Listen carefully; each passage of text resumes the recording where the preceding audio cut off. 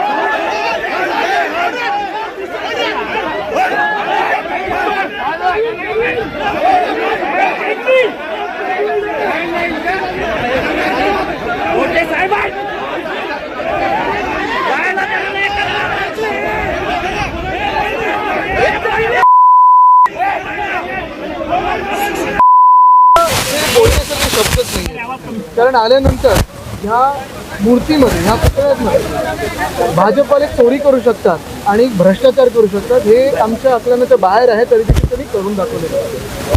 ही घटना घडली काल परवाकडेच आम्ही पाहत होतो, हे व्हायलाच नको पाहिजे होतं जे झालेलं आहे. एका बाजूला आपल्याला माहिती आहे की जगभरात अनेक अशा मूर्त्या आहेत, अनेक असे पुतळे आहेत जे समुद्रकिनारी लावले आहेत. मग ते स्टॅच्यू ऑफ लिबर्टीचं असेल, 138 वर्ष झालेले आहेत. छत्रपती शिवाजी महाराजांचा एक पुतळा आहे गेटवे ऑफ इंडियाला. आणि हे सगळं होत असताना इथे भाजपवाल्यांनी चोरी करून हे सगळं असं लावलं आहे. ते आपटे आहेत कुठे? तो 24 वर्षाचा मुलगा आहे, त्याला कॉन्ट्रॅक्ट दिलं कोणी होतं? फरार आहे, पळून जायला मदत केली का? जसं भाजपवाल्यांनी रेवण्णाला जायला मदत केली तसं आपल्याला मदत केली का? हे सगळे उत्तरं मिळाली पाहिजेत. आणि मग जे मंत्री आहेत PWDचे त्यांच्यावर FIR झालाय काय? ज्या ठिकाणी स्मारक आहे त्या ठिकाणी अशा पद्धतीचा गदारोळ दंगा या ठिकाणी मला वाटतं हे दुर्दैवी आहे, हे इमॅच्युरिटी आहे. आम्ही आत येत असताना मला वाटतं तुमचं तरी आमच्याच की आपल्यामधून एखाद्या कॅमेरामॅनला धक्काबुक्की झाली त्याच्यापासून सुरुवात झालं. मी आमच्या कार्यकर्त्यांना सांगितलेलं आहे की अशा महाराजांच्या किल्ल्यामध्ये आपण तरी राजकारण करायचं नाही आणि म्हणून मी सगळ्यांनी इथे अडवून धरलेलं आहे. ह्या बालिशपणात मला जायचं नाही. ठीक आहे, त्यांचा तो असेल, त्यांचं ते अपब्रिंगिंग आहे. नाही मुद्दा हेच आहे ना की हे त्यांचं बुद्धी आहे, ठीक आहे, बालबुद्धी तेवढी आहे उंचीप्रमाणे.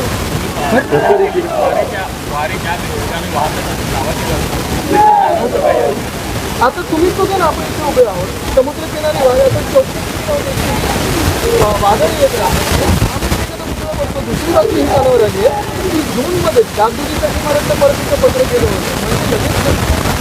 आणि हे सगळं होत असताना कुठे ना कुठे सॉईल टेस्टिंग येत आहे. पण प्रधानमंत्री महोदयांना खुश करायचं, त्यांच्याकडून कार्यक्रम करून घ्यायचा डिसेंबरमध्ये, निवडणुकीच्या आधी करायचं आणि म्हणून हे सगळं झालेलं. खरं तर ठाण्यातल्या एका कंपनीला काम दिलं अशा पद्धतीचा जो दावा आहे तो चेतन पाटील ज्याच्यावरती गुन्हा दाखल आहे त्यांनी ABP माझाशी बोलताना म्हटलेलं आहे की मी फक्त चबुतऱ्याचं काम केलंय, जो पुतळ्याचं काम होतं ठाण्यातील कंपनीला, पण हे कंपनीचं नाव. सगळ्यात महत्वाचं म्हणजे तो आपटे नावाचा जो मुलगा आहे तो कुठे आहे, तो फरार कसा झाला? दुसरी गोष्ट म्हणजे काल एक निर्लज्ज मंत्री ठेवून गेलेत गद्दार गँगचे आणि त्यांनी सांगितलं ह्याच्यातून अजून चांगलं काहीतरी करू 100 फुटाचं, म्हणजे ह्याच्यातून अजून पैसे कमवायचे त्यांना. मुख्य गोष्ट हीच आहे की ज्यांना लाज वाटली पाहिजे ते फिरकताना मंत्री म्हणून की तुमच्या इथेच सगळीकडे आपण असताना हा पुतळ्याचं अनावरण झालेलं आहे, त्याच्यात तुमच्या समोरच हे पडलेलं आहे. जसं मी सांगितलं ना, स्टॅच्यू ऑफ लिबर्टी ह्याच्यापेक्षा जास्ती वारे घेतं. मला वाटतं 1886 मध्ये तो पुतळा तिथे स्थापित केलेला आहे स्टॅच्यू ऑफ लिबर्टी.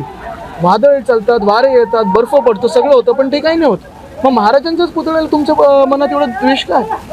महाराजांचा पुतळा पडणं म्हणजे एक अपघात आहे, म्हणजे इतक्या स्लो आणि ह्याच्या पद्धतीने नाही. हे काय चाललं तुम्ही बघा, एका बाजूने सांगतात त्याच्यातून चांगलं काहीतरी अजून करू, दुसरं सांगत आहेत की आम्हाला नेव्हीनी धोका दिला. म्हणजे तुम्ही आता सगळं झटकलं आणि आता नेव्हीवर चाललात.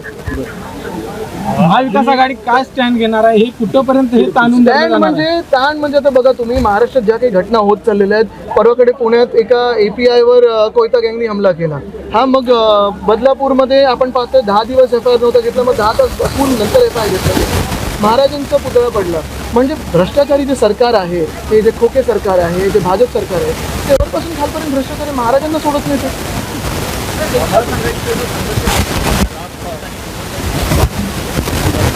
ते आम्ही होतो ही काय जागा आहे बालकुटी काय सहन करायची, पोलिसांनी देखील किती सहन करायची ठीक आहे, त्यांचं बघतील. दिसला का तुम्हाला? 100% असणार, कारण मला घाबरतात, पण माझ्या खिशात वगैरे कोंबड्या नाही.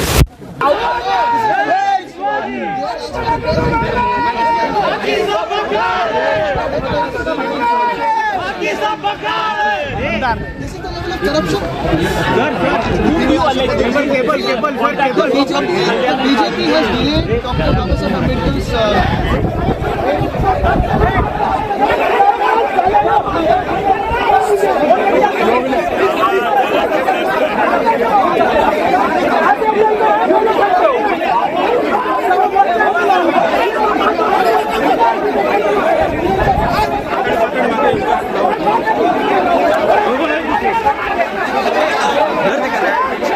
Hey,